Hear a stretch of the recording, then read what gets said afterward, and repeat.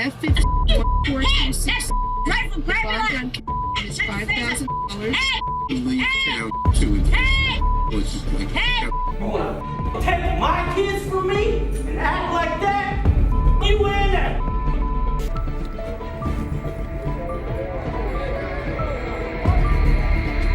I need to take a break. This man right now is having a stare down with me. It's very disrespectful. He pounded his fist. Frankly, it makes me scared.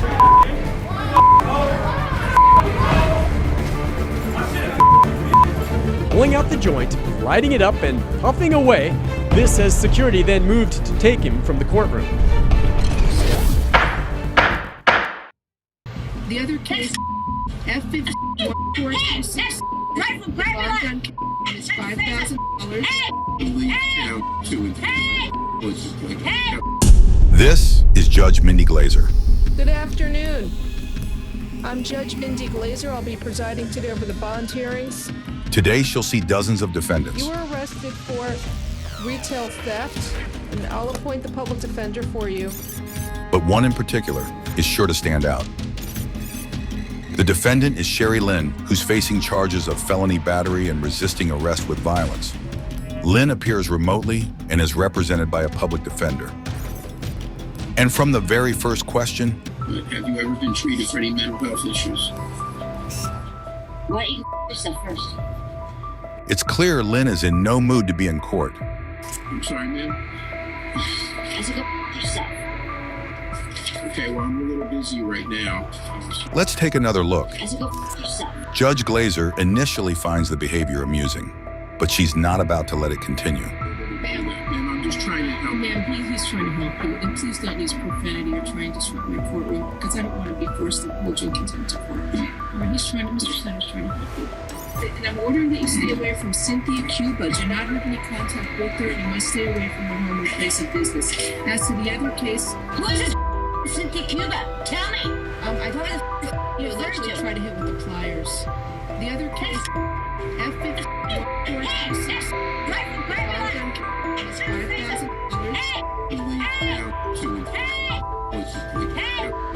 $5,000. It's $5,000, and count three is $1,000. Have a nice day, ma'am. Let's try and get you into the hospital. Lynn's ordered to pay a $50 fine and undergo a psychiatric evaluation. This is Spencer Allen Boston, who's at the Wilson County Courthouse in Tennessee on a drug charge. What happened in the courtroom the other day, disrespect is disrespect. Police said during a traffic stop, 20-year-old Boston received a citation for simple possession of marijuana. Your Honor, I spoke with Mr. Boston. He said he wants to represent himself in this case. I told him today was just an arraignment. It's either guilty, not guilty type day. To which he responded, I just want to plead my case to the court. So he didn't want to talk to me after that, so that's why he was. Now in court, Boston was representing himself and wanted to plead his case. It's very unfair, the marijuana law here. I think we the people deserve better because marijuana is a very harmless drug and it's been around for ages, since the 80s and 90s. It turns out Boston wanted to argue about marijuana law, but the judge was having none of it. I've heard that baloney all my life, so don't go any further on that. Yes, sir. I don't know whether it's good or bad. All I know is Yes, sir. Tennessee still has it against the law. I swore to uphold the laws, and I have to uphold the laws as a judge. It probably is unfair, but I can't change it. You got to go see the legislature. The judge then shifted focus to the case at hand. So if you want a trial, we can give you a trial on the officer state, which it's Officer Benson. Officer Benson? As the judge became busy scheduling a trial date, Boston decided to take matters into his own hands. May 7th. Yeah, call him. I can't give him the name of man you really need to call. There's somebody. Hey! We the people deserve better. Taken to jail. Taken to jail. And I was trying to think of how to get it in without getting caught, because I knew that it's marijuana, it has a smell to it. So I ended up taping it to my actual chest. Incredibly, the defendant whipped out a joint and lit it up in front of the judge. As a court bailiff restrained him, Boston held the burning contraband up to the gallery with one message. There's somebody. Hey! We the people deserve better. Taken to jail. take you to jail for contempt. I said, we the people deserve better. It was very good stuff. It smelled good, smoked good. For his efforts, Boston was sent to 10 days in jail for contempt of court and an additional possession charge. So if I didn't get caught with a simple possession, I wouldn't be there in the first place doing that and disrespecting them. It was just a way to grab attention, and now I would do it right from there. Like, I would never do something like that again. Next, we go to a bond hearing in Miami-Dade County, where the presiding judge is Gerald Klein.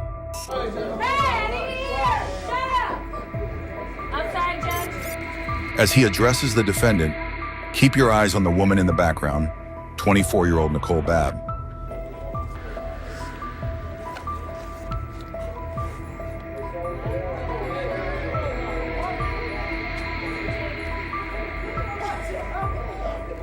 Bab's impromptu striptease gets some chuckles from just about everyone in the courtroom. Everyone, that is, except for the judge, the 84-year-old Klein, whose nickname is Fast Jerry because he moved through cases so quickly, appears unfazed by Bab's performance. Take another look. As Bab disrobes and takes her act to the floor, it's clear it'll take a little more than some full-on nudity to distract Judge Klein.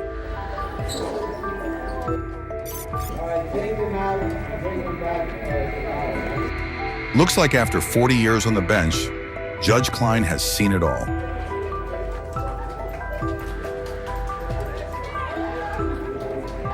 Not even a round of applause from the spectators can distract him from the case at hand. After things calm down, Judge Klein is ready for the next defendant, who, of course, is Nicole Bab. Judge, that was a stripper. She's still in court. Tell her I can bring her up and hold the garment. CJ, we'll hold the garment. Is she still here? I got her right. Judge? Yes. They said they can bring her up and they'll hold the garment on her this time.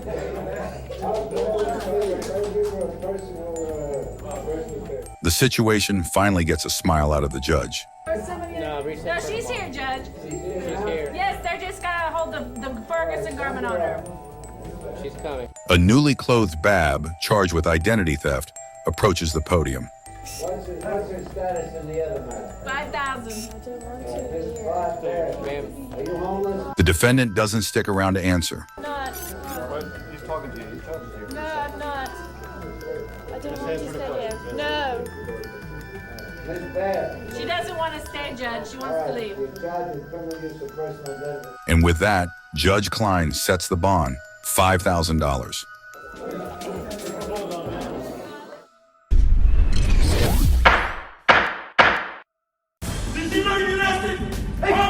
This is David St. John, who is facing multiple charges, including aggravated assault in Houston, Texas. As per reports, St. John took a girl to a motel and assaulted her at gunpoint. At the time of the incident, St. John was already awaiting trial for 3 other crimes, including possession of the pistol he used during the alleged assault. In court, while the judge was seemingly distracted with another issue, St. John did something outrageous. After you sign the order,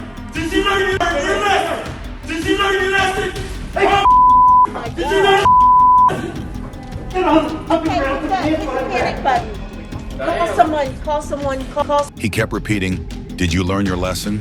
before punching a man in the face. Fortunately, St. John was quickly subdued by an officer. Even as he was being cuffed, St. John continued to offer advice. No, you need to learn your lesson from young idiot like me.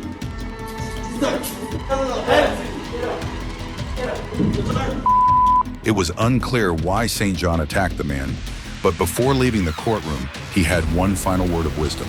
you have a panic button. You have one over here. I did that for young good, son. Don't end up like me. Fortunately for St. John, the man did not press any charges. However, he pled guilty to his original charges and was sentenced to 2 25-year sentences.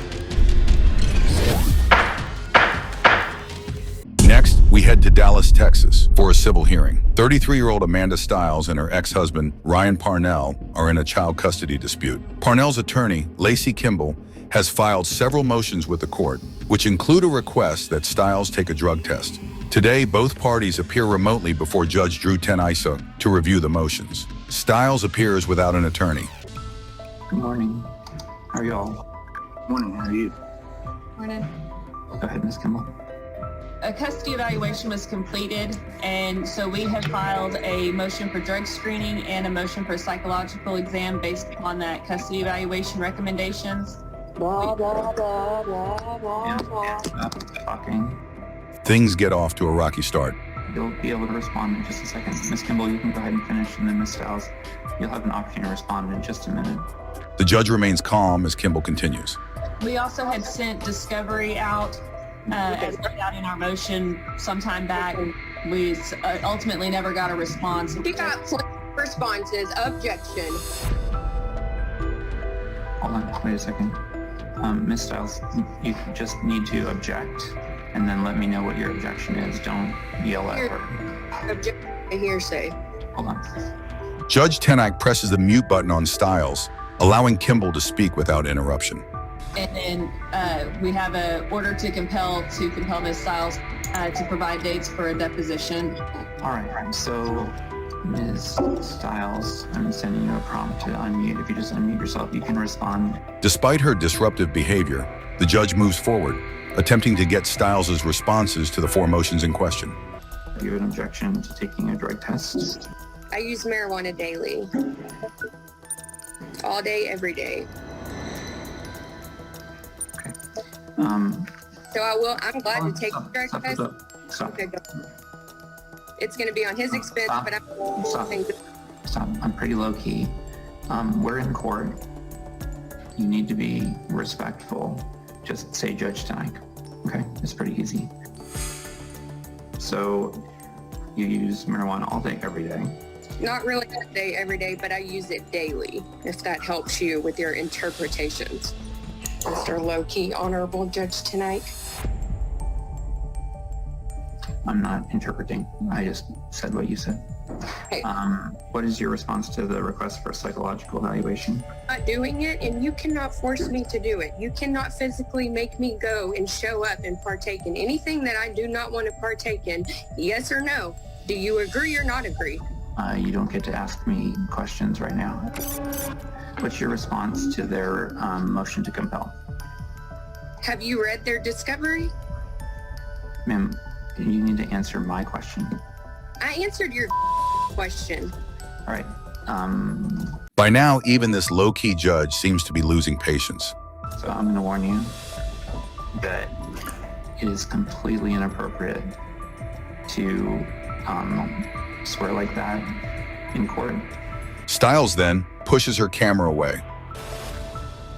You need to take yourself, you need to put yourself back on camera.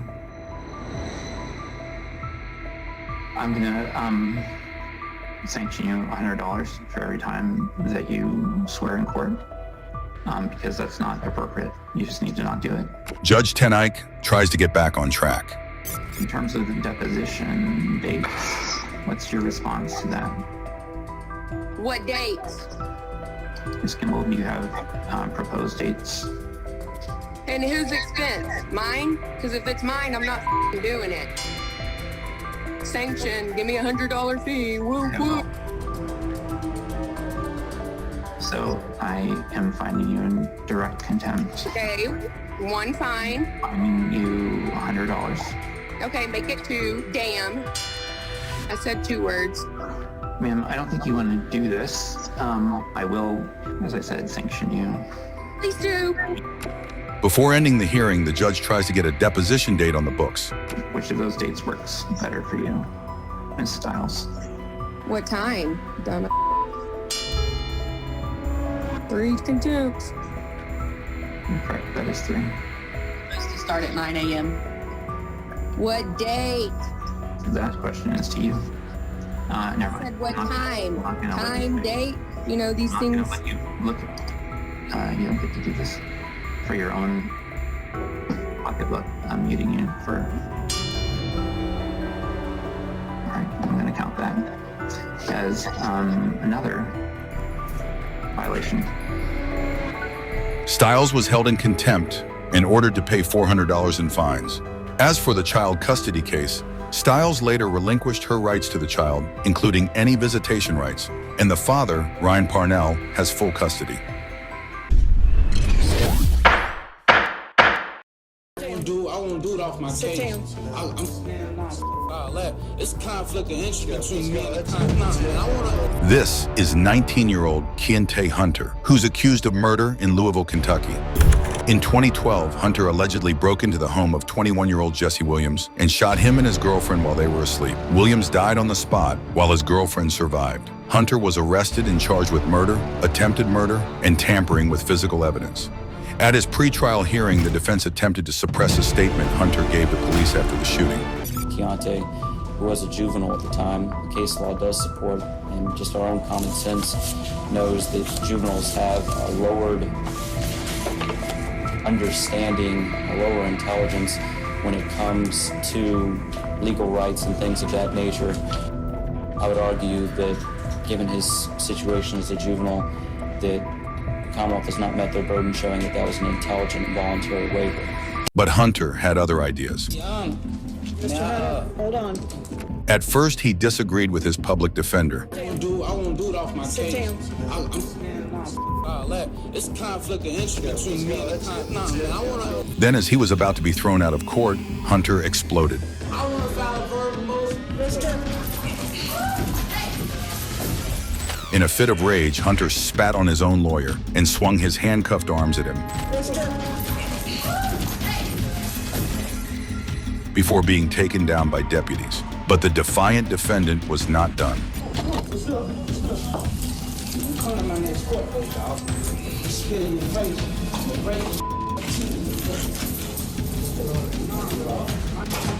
Eventually, a new public defender was assigned, but Hunter was ultimately convicted on all charges and sentenced to 25 years in prison.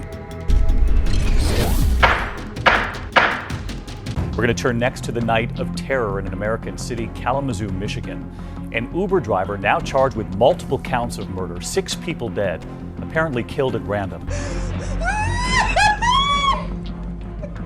This is Jason Dalton.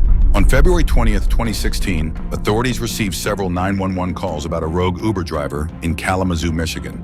I'd like to report a crazy driver. I just got an Uber to my friend's house. On the way there, he was driving neurotic down West Main. He hit a car, he drove through the woods, and I finally just jumped out. I just got passed by a silver Traverse going southbound on Douglas. Probably every bit of 100 miles an hour. There was a man going roughly 70, 80 miles an hour, weaving in and out of both lanes of traffic. This silver SUV just slammed on its brakes outside my house. Okay. And threw out a guy. The driver was later identified as 45-year-old Jason Dalton, who would later go on a deadly killing spree that night. While picking up a passenger, Dalton shot 25-year-old Tiana Carruthers several times in the parking lot of an apartment complex. Okay, so female's down, she's been shot. Don't move. Okay, where's the person that shot her? I don't know, the car sped off. Dalton then sped off and changed cars from a silver SUV to a black Chevy before pulling over in the parking lot of a Kia dealership and fatally shooting 53-year-old Richard Smith and his 17-year-old son, Tyler.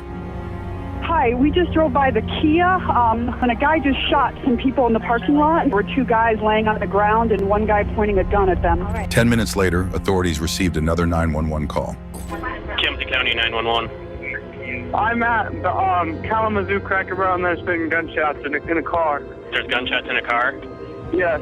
When police arrived, they found 4 people shot dead outside a Cracker Barrel restaurant. A 5th victim, 14-year-old Abigail Kopf, survived with horrific injuries. In total, 6 people died and 2 were gravely wounded in what police called an act of random shooting. In between the shootings, Dalton picked up and dropped several passengers who didn't suspect a thing. One even jokingly asked if he was the shooter. We were kind of driving through medians, driving through the lawn, speeding along, and then finally, once he came to a stop, I jumped out of the car and ran away. Dalton was arrested later that night after a cop identified his car.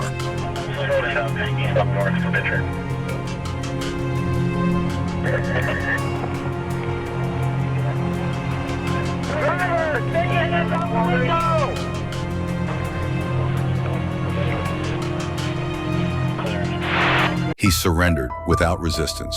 Hey, Jason. Hi. How you doing, man? You alright today? Yeah, not really though. What's going on? I know you want an explanation. You can get one. If you're not this guy. No. If you guys all it would blow your mind. Okay. During his interrogation, Dalton blamed the Uber app, claiming its logo resembled the devil who took over his body and made him shoot 8 people. This symbol is on Uber. Could you bring my phone up to me so I can see it? I have the Uber thing on here. Can I see it? On Uber. When I clicked it,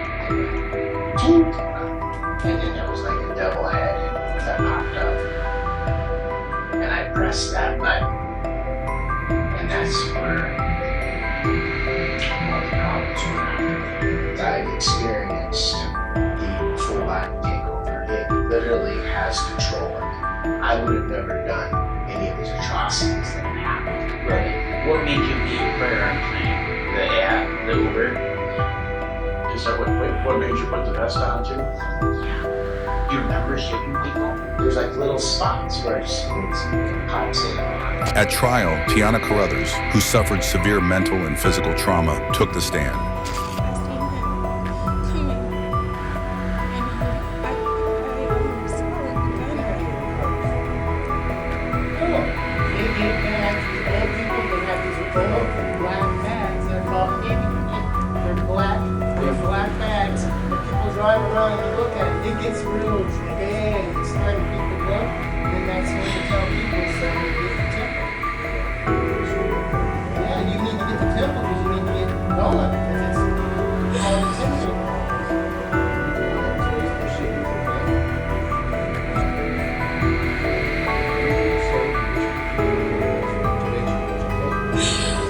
The judge intervened as the witness broke into tears.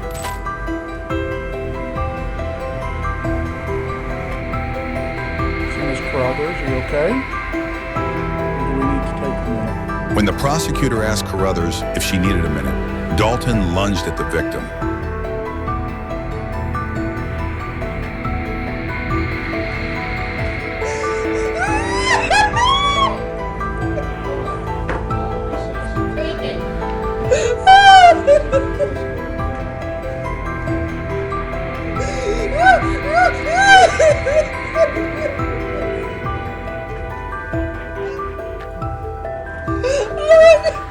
The judge asked for a recess, and Dalton was dragged out of the courtroom.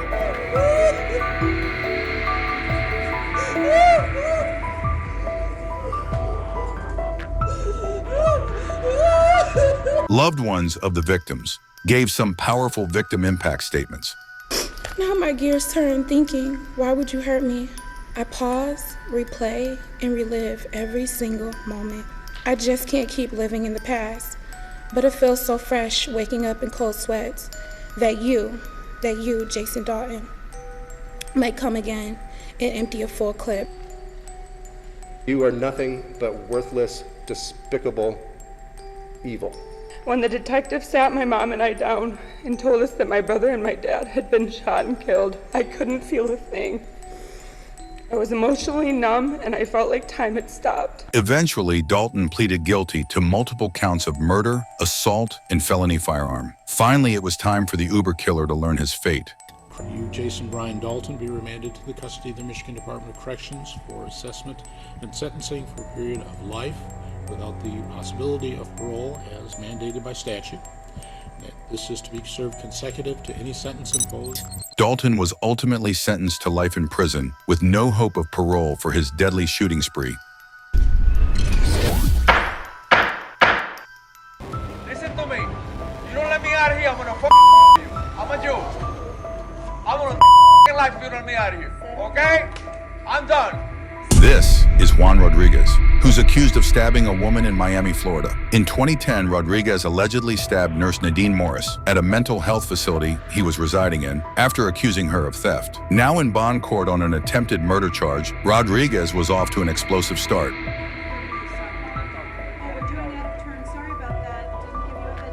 One second. He cannot be there when I talk to you. This guy cannot be there when I talk to you. As the judge ignored his request, Rodriguez became irate. No, I don't need it. Listen to me. You don't let me out of here, I'm gonna kill you. I'm a Jew. I'm gonna take me out of here, okay? I'm done. Now let's eat breakfast. Now it's cooking. After dropping a bombshell, Rodriguez attempted to walk away.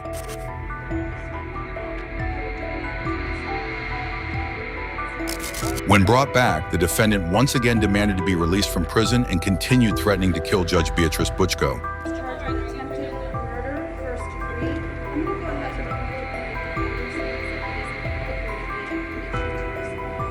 What do you want? What's your pleasure? What do you want from me? Where's Sabina? Where the fuck is she? What's her phone number?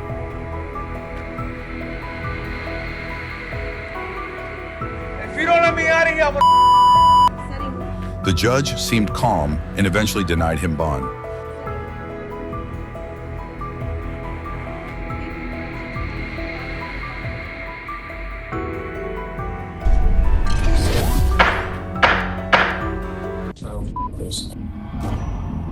This is Tyler Harding, who was arrested after taking police on a high-speed car chase in North Carolina. According to reports, 26-year-old Harding allegedly broke into a home in Charlotte and stole a Jeep. After police cracked the Jeep's GPS signal, Harding ditched it and fled in a pickup truck. As police chased him, Harding blew a tire and stole another car, his third of the day.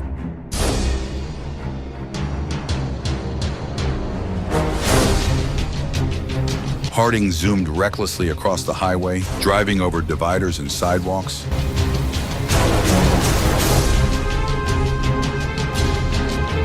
At one point, he was even seen speeding down the wrong side of the road, until finally he crashed head-on with a car stopped at a traffic light. But the pursuit didn't end there.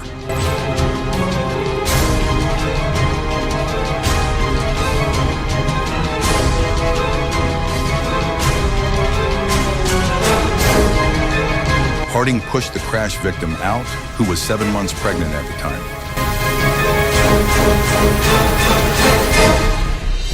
Then ran off and stole another car. The high-speed chase continued until he crashed again while trying to speed through an intersection. This time, Harding surrendered. Miraculously, no one was seriously injured in the incident. After his arrest, Harding appeared in court via video conference, where the prosecution attempted to increase his bond, arguing that the defendant was a clear danger to the community. He's driving on the wrong side of the road, at excessive speeds, weaving in and out of traffic. He's just demonstrated he doesn't care for anybody's safety in this community. Considering Harding was a wanted criminal in another state, Judge Donald Curtin announced his verdict. His history has a lot regarding theft, as well as fleeing or trying to evade arrest. Obviously, the allegations in this case are no different. If anything, they are aggravated. So as a result, I am going to honor the request from the state in terms of raising the amount of the bond. This is when things got crazy. Clearly upset with the judge's decision, Harding dropped the F-bomb and asked to leave. Judge Curtin, however, put Harding in his place. I'll let him finish. You sure? Hold on. One thing you're not going to do is give me permission to do anything. I already have that, so I don't need your permission. No, so you can go. No. You can go ahead and leave. You can go ahead and leave. You already upset. Go ahead and leave. Go ahead and leave. It's important for you to do this. It's important for you to do this. Well, it didn't seem that important just a few seconds ago when you said F this and you wanted to leave. Because you're listening to what this gentleman has said to you, and it's not my place to tell you what happened yet because I haven't spoken to my attorney yet. But that's what's accurate crime for life. Harding's bond was eventually set at a whopping $800,000. Ultimately, Harding pleaded guilty to multiple felony and theft charges and was sentenced to 2 consecutive prison sentences of 10 to 21 months.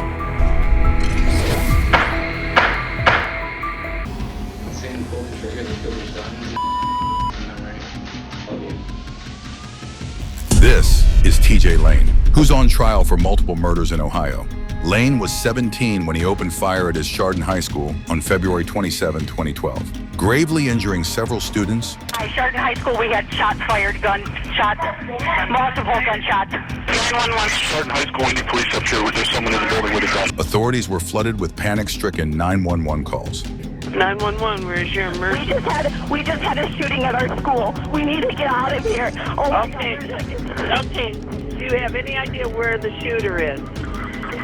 He started in the cafeteria. He started in the cafeteria? Yeah, and he ran out. Okay, who was the shooter? His name is Thomas Lane. After Lane opened fire in the cafeteria, the school's assistant football coach, Frank Hall, chased him outside the premises. That's where the police found Lane when they arrived and arrested him.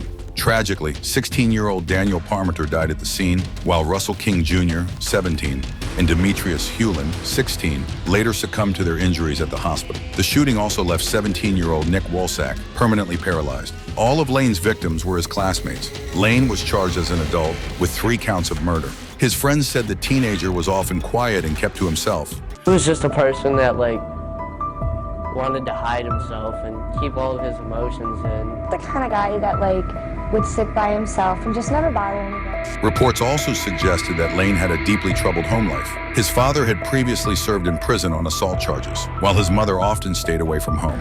Lane had initially pleaded not guilty on the grounds of insanity, claiming he often heard voices in his head.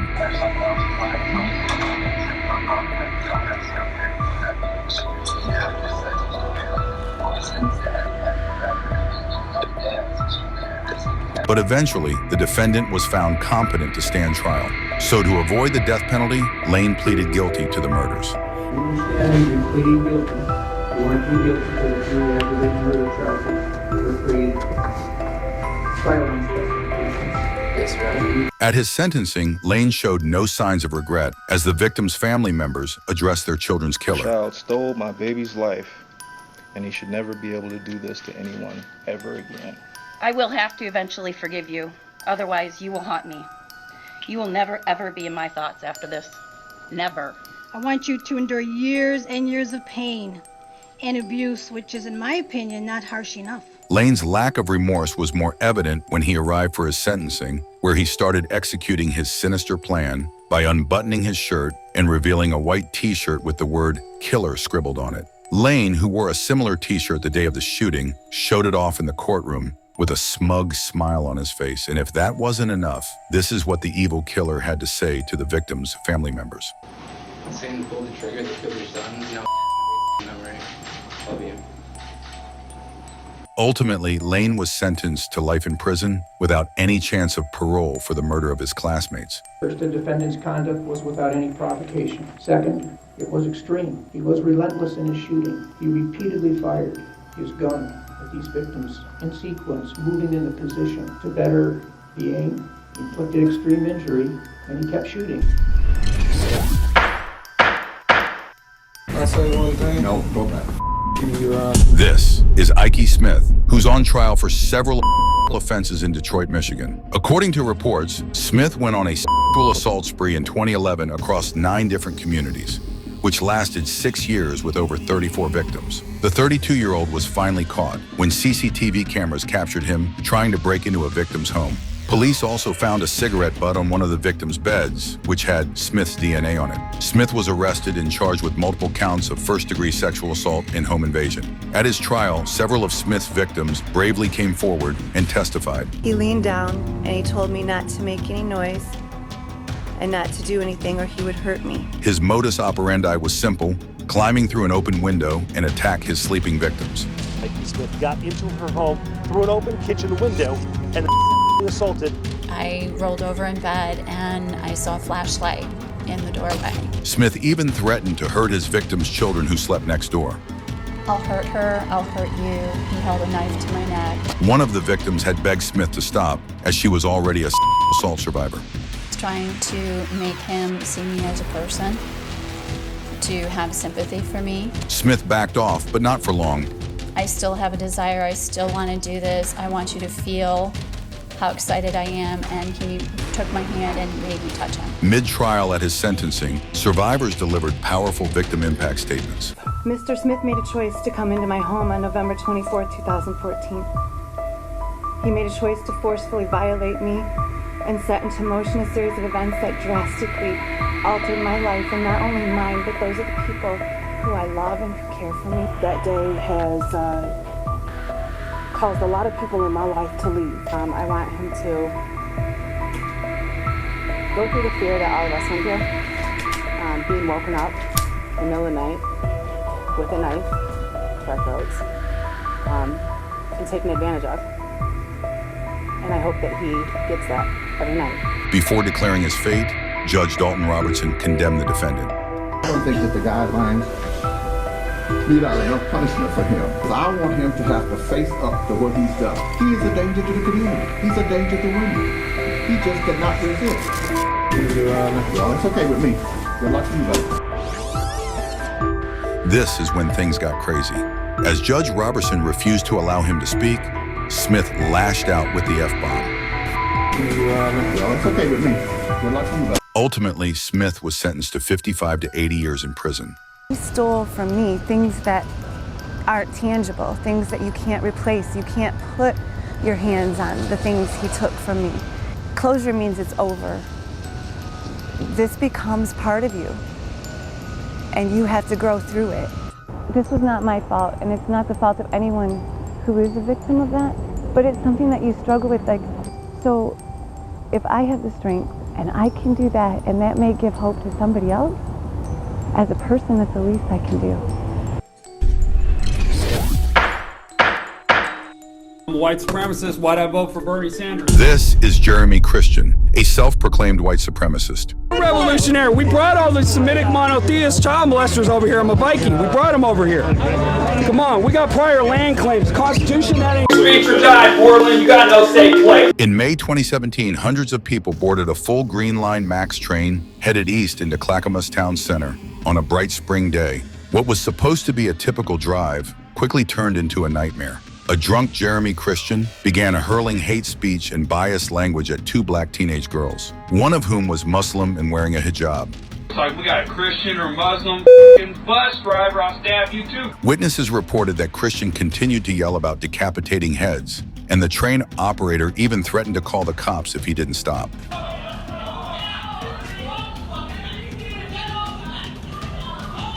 Passengers on the train, including Micah Fletcher and Taliesin Murden Namkai Meche, implored Christian to stop yelling at the girls. But the situation swiftly deteriorated, and Christian stabbed Boyd Fletcher, Namkai Meche, and a third passenger, Ricky Best, within 11 seconds. Best and Namkai Meche died under horrible circumstances, while Fletcher was hospitalized with a big gash across his throat.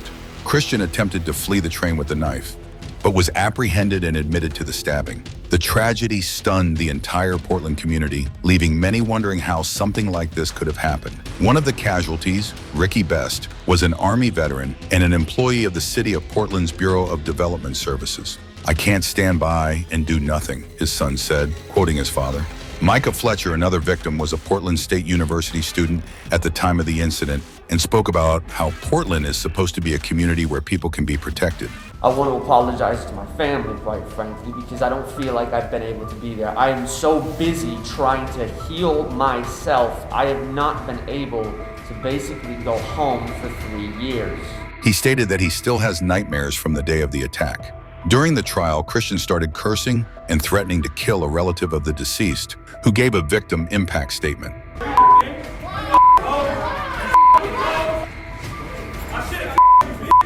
His outburst led to him being removed from the court. He was sentenced to 2 consecutive life terms without parole and an additional 25 years for other crimes, after being found guilty of 12 counts, including first-degree murder, assault, and hate crimes. Christian showed no remorse for his crimes and even tried to justify them. You're on video basing me. Liar. Liar. Liar. You're not the only black person on Max. Liar.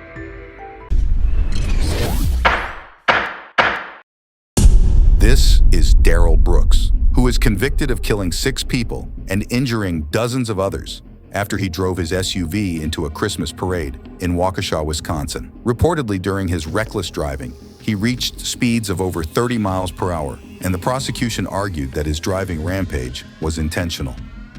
He plowed through 68 different people. He kept going until he got to the end, and there was no more bodies to hit. It was intentional. After Brooks was arrested and charged, Brooks decided to represent himself in court. If you are allowed to represent yourself in this case, sir, you will not have attorneys assisting you. They are gone from this case. Do you understand that? I think I would probably be better served representing myself. Throughout the trial, Brooks was removed multiple times for constant interruptions and outbursts. It was here that his real personality was shown when he starts to laugh during a witness testimony. He told Erica that he was gonna find her and he's gonna kill her. Now, back in the courtroom, Brooks has an outburst as he didn't like how the district attorney pronounced the word defendant. I would like to provide the defendant and the court. So that had to be said, the defendant. I got one ear that work and I heard that. This is to benefit you, that no, it's you not. understand Ain't none of your this to benefit witness. me. And now Brooks is clearly frustrated. He decides to have the stare down with the judge. I need to take a break. This man right now is having a stare down with me. It's very disrespectful. He pounded his fist. Frankly, it makes me scared. The jury quickly found Brooks guilty of all 76 charges against him, and he was given 6 life sentences, plus more than 700 additional years in prison. This is Michael Swanson, who was 17 when he went on a killing spree of 2 Iowa gas station attendees in the span of an hour. Where did you shoot?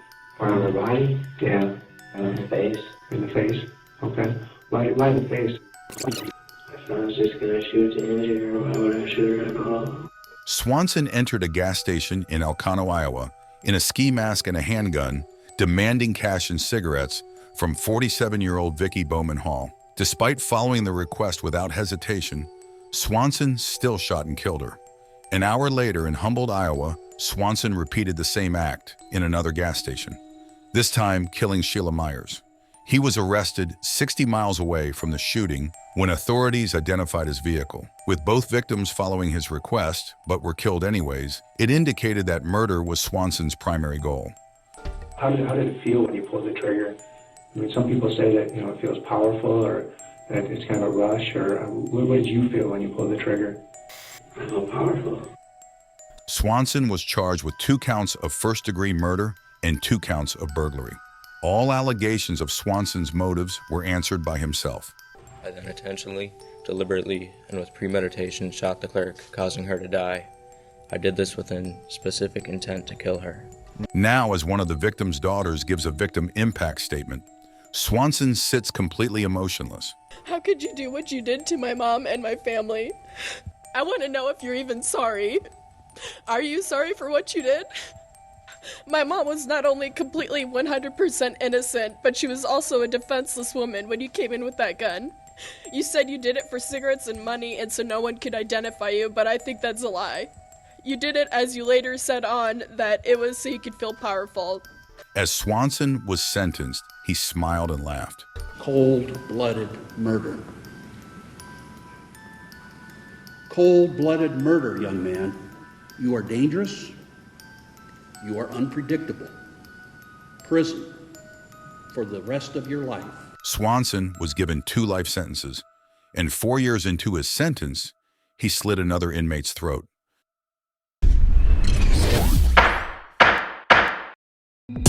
This is Webb, who has been charged with 2 counts of attempted murder in Lexington, Kentucky.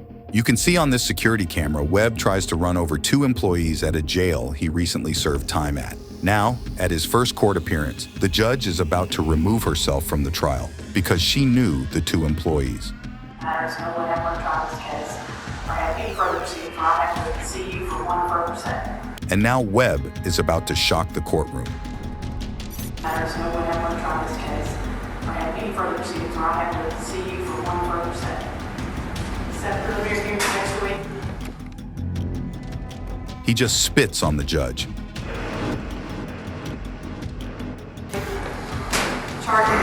The judge wipes the spit off and then kicks him out of the courtroom. Turns out Webb has a very dark past. When he was behind bars, he was charged for the murder of 2 different girlfriends. He was found guilty of the killing of the first girlfriend. Now he's on trial for the second. Webb showed up to court with a tattoo on his head that listed people he wanted to kill. At the bottom was 3 rats, crossed out. During the trial, Webb showed no remorse, and the jury found him guilty. The judge sentenced Webb to life in prison for his crimes.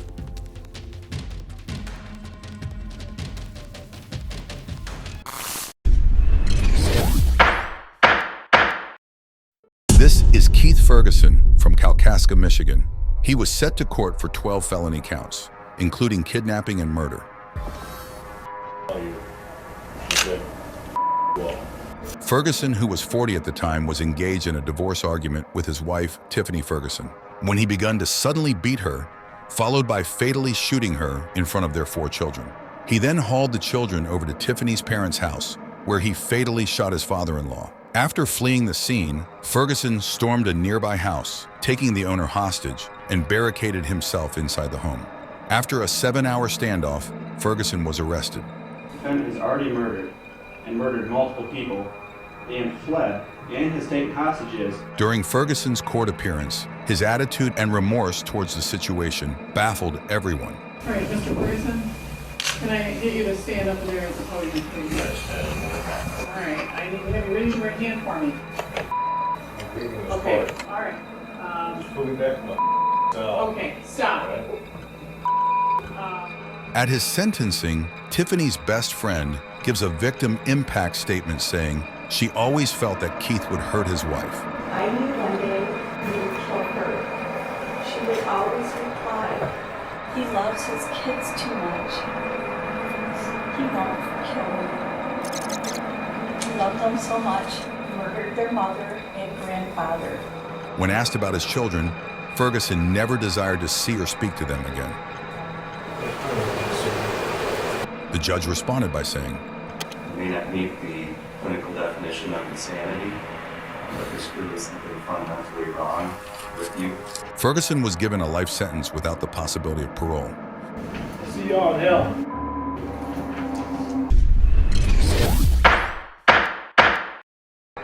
This is Alan McCarty, who was arrested and charged after making death threats to a judge.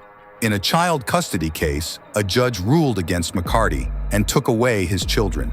His erratic behavior towards the judge continued into his court appearances. You wanna take my kids from me and act like that? You in there? Brought your dress today, you little prick?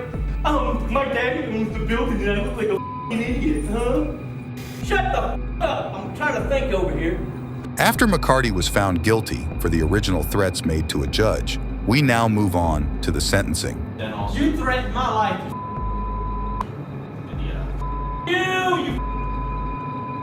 What a bunch of guys, you stupid piece of back room. Suck my No, I'm not standing. Not resisting. I'm not resisting, I'm just not standing up. I'm not standing. I don't have to stand. McCarty is moved to another room to watch the court through a one-way glass, and he continues on making a disturbance.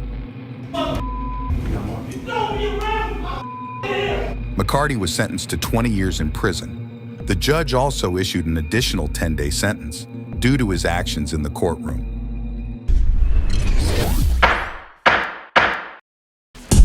This is Bryce Rhodes, who is currently on trial for 3 counts of murder in Louisville, Kentucky. Rhodes reportedly begun his killing spree when he shot and killed an innocent man, mistaking him for another individual. 2 brothers, a 16-year-old and a 14-year-old, were in the car when Rhodes committed the murder. Because they were witnesses to the crime, a few weeks later, Rhodes killed those teenagers as well. You close to these kids at all? They're cool. We play basketball. I'm cool with a lot of people. Did you hang out with them on a regular basis? It was cool. Yeah, we hung at different times, you know.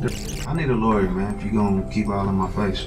Trials have been going on for years due to Rhodes' erratic behavior, starting with blowing kisses to people in the courtroom, which included the family of the victims, and next making hand gestures. Ma'am, look at me. Ma'am! Mr. Rhodes, you're smiling. I don't know why you're smiling. Because I can't. It's not a crime to smile. I would suggest you do what helps you, not what hurts you. Okay. That's do what I all. want to do. Let's get that understood. Rhodes once had to wear a spit mask because he spit on this attorney. Nice cheap shot. You a coward. Nice cheap You a shot. coward. Now, in another court appearance, Rhodes makes some bizarre accusations towards the judge. I don't know if y'all got some type of sexual relationship going on. Are you some type of racist? Which one is it?